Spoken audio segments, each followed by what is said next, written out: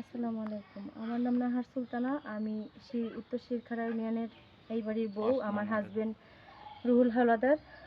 এখন আমি তো ধরুর আগে থেকে চিনতাম না, কিন্তু রুহুল হাওলাদার চিনতো।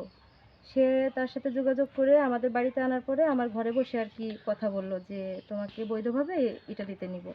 তারপরে আমি প্রথম রাজি হই নাই, তারপরে সে অনেক রিকোয়েস্ট করছে যে সে বৈধভাবেই যাবে, কোনো সমস্যা নাই, আমি সব কিছুর সিকিউরিটি, সে আমার ভাইয়ের মতো যাবে। পরে এটা বলার পরে তারপরে মনে করেন যে আমি রাজি হইলাম। তারপরে আমার স্বামী ঘরে বসেই পাসপোর্ট এবং টাকা দিল 1 লাখ। দেওয়ার পরে বলল যে 10 দিনের ভিতর ফ্লাই। তারপর 10 দিন পরে ফ্লাই হলো। যেদিন ফ্লাই হলো সেদিন আরও দিলাম হচ্ছে 13 লাখ। তার মানে 14 লাখ নিল, 15 লাখ কন্ট্যাক্ট ছিল।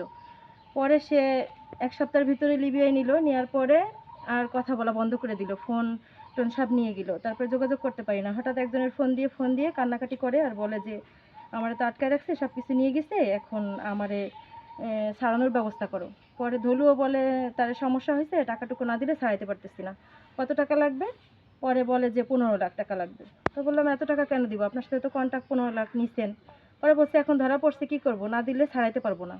পরে সেইভাবে করে আমি তারে আরও 15 লাখ টাকা দিলাম। তারা আরও 15, সেসব ছবি আমার কাছে সব কিছুই আছে, প্রমাণ। 15 লাখ টাকা দেওয়ার পরে সে আমার স্বামীকে ছাড়াইলো না, আর কোনো যোগাযোগও করলো না। তারপরে অনেক দিন জেলে থাকলো আমার স্বামী। জেলে থাকার পরে আমার সাথে আবার যোগাযোগ করলো যে আমার কি ছাড়াবো না, নাই তো হয়তো আমার লাশ দেখবা, কি করবা তোমরা? পরে বললাম টাকা তো দিছি, তো তোমাকে ছাড়াই নাই? পরে বলে কি যে না, আমাকে ছাড়াই নাই।